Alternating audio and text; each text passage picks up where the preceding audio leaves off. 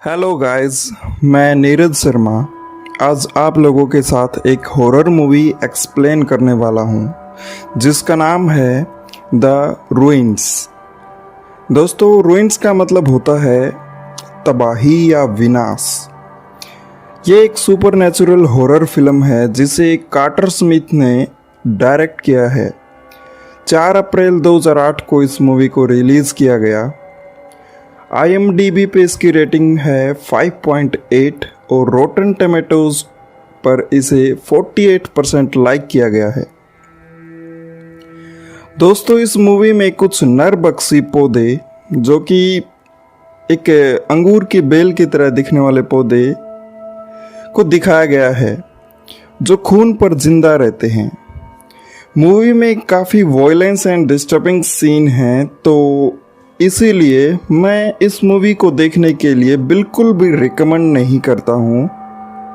तो आइए शुरू करते हैं मूवी की स्टोरी लाइन।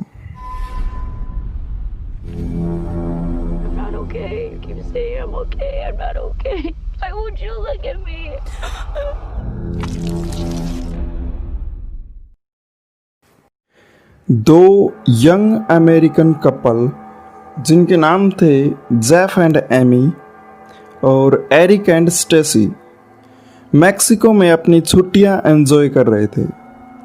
वहाँ वे एक जर्मन टूरिस्ट जिसका नाम मैथियस था उससे मिलते हैं। मैथियस उनको अपने ब्रदर दिमित्री के बारे में बताता है जो कि आर्कियोलॉजिकल या पुरातत्व की खुदाई करता है।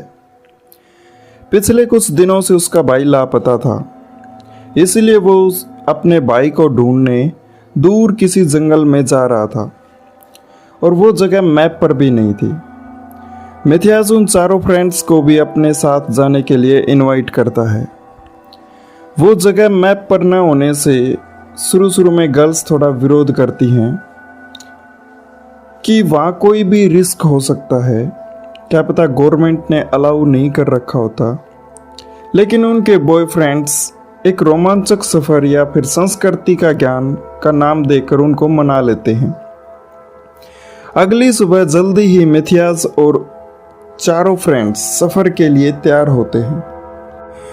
रास्ते में उनको एक टैक्सी की जरूरत पड़ती है, लेकिन वहां जाने को कोई भी राजी नहीं है क्योंकि उस जगह को काफ़ी डेंजरस माना जाता था। फाइनली वे एक गाड़ी वाले को एक्स्ट्रा पैसे देकर उस जगह जाने के लिए उसे मना लेते हैं। जंगल में उस जगह पहुंचने पर वो गाड़ी वाला अपना कॉन्टैक्ट नंबर देकर वहां से वापस चला जाता है। दोस्तों, वहां किसी के फ़ोन में कोई भी नेटवर्क नहीं था सिवाय मैथियस के, क्योंकि उसके पास एक सैटेलाइट फ़ोन था जो कहीं भी काम कर सकता था। इसके बाद वे जंगल में उस जगह की तरफ बढ़ते हैं जहां दिमित्री खुदाई कर रहा था।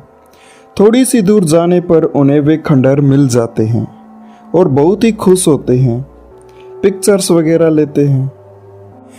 तभी अचानक क्या होता है, कबीले के कुछ लोग घोड़ों पर सवार वहां आ जाते हैं और उनको गन पॉइंट पर रखकर खंडरों पर जबरदस्ती जाने को कहते हैं। टूरिस्ट के जो लोग थे वो समझ नहीं पा रहे थे कि आखिर वे चाहते क्या हैं। मैथियस फोन में अपने भाई की फोटो दिखाकर कहता है कि वे उसे ढूंढने आए हैं। इसी बीच कबीले के लोग एक टूरिस्ट को गोली मारकर उसकी हत्या कर देते हैं और उन सब को खंडरों पर जबरदस्ती जाने को कहते हैं। ऊपर जाकर वे देखते हैं कि मैथियस का भाई दिमित्री भी यहीं खुदाई कर रहा था और वो यहीं ठहरा हुआ था। उन्हें उसका कुछ सामान मिलता है। मैथियस का फ़ोन भी कबीले के लोगों ने ले लिया था। जब वो अपने भाई की फ़ोटो उनको दिखा रहा था तो वो फ़ोन उनके पास ही रह गया था और वो एक सैटेलाइट फ़ोन था। अब वे सभी बुरी तरह फंस चुके थे। उनके पास बाहर जाने के लिए अब कोई भी साधन नहीं था, न ही वो किसी से कांटेक्ट कर सकते थे। अचानक ही उनको एक फ़ोन की रिंगटोन सुनाई देती है जो कि एक अंडरग्राउंड माइंस या खान से आ रही थी। बड़ी अजीब बात थी, ज़मीन के नीचे फ़ोन का सिग्नल आखिर कैसे हो सकता है। मैथियास उस रिंगटोन को पहचान लेता है जो कि उसके भाई के फ़ोन की रिंगटोन थी, और वो नीचे जाकर फ़ोन लाने का फैसला करता है। नीचे जाने के लिए वहाँ एक रोलर होता है जिस पर एक लंबी रस्सी लिपटी हुई थी। रोलर की रस्सी की सहायता से मैथियास जब नीचे खान में जा रहा होता है तभी अचानक रस्सी टूट जाती है और वो नीचे गिर पड़ता है। नीचे गिरने से उसकी रीढ़ की हड्डी टूट जाती है।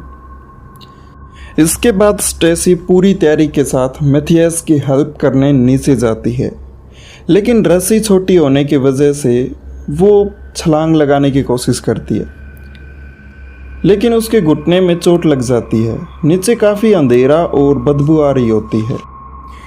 हालात को बेकाबू होते देख इसी बीच एमी नीचे जाकर कबीले के लोगों से हेल्प मांगती है, पर कोई फ़ायदा नहीं होता और उसका बॉयफ्रेंड जेफ उसे वापस ले आता है।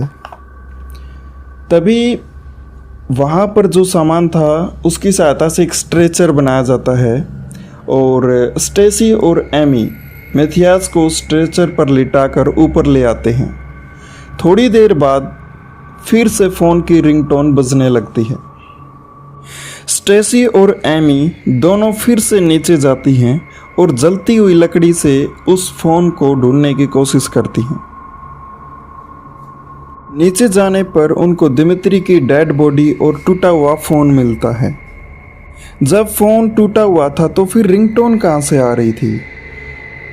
ध्यान से देखने से पता चला कि वो उस रिंगटोन की आवाज़ पौधे के कुछ फूल निकाल रहे थे।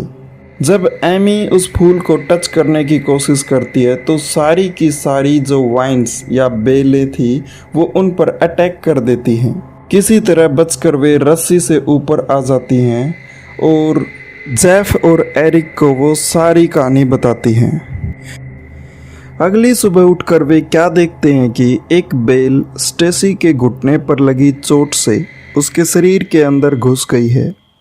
इसी तरह टेंट के बाहर मैथियास की टांगों पर भी बहुत सारी बेल बुरी तरह लिपटी हुई थी।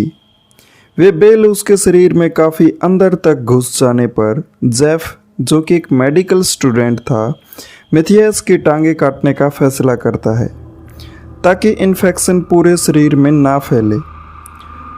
गर्ल्स इस बात पर राज़ी नहीं थी, पर मैथियास खुद चाहता था कि उसकी टांगें काट दी जाएं।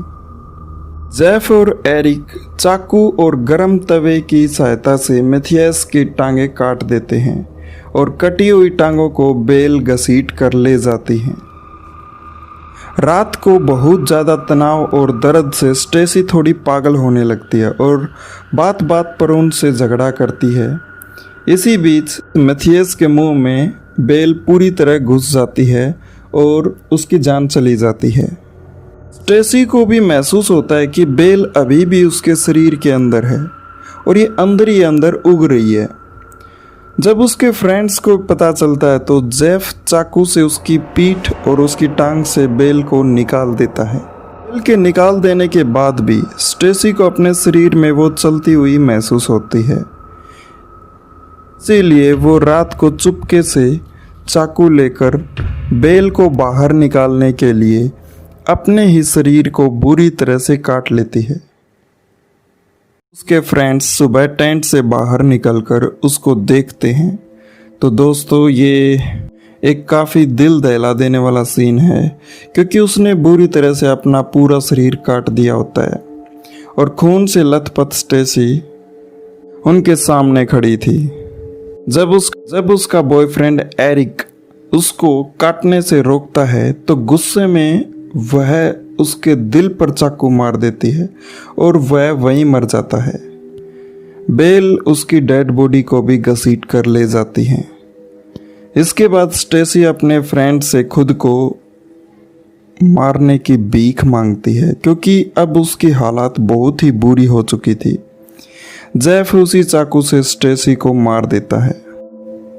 अब जेफ अपनी गर्लफ्रेंड एमी को बचाने का एक प्लान बनाता है। वह उसके शरीर पर खून लगा देता है और उसको नीचे कबीले के लोगों के पास ले जाता है।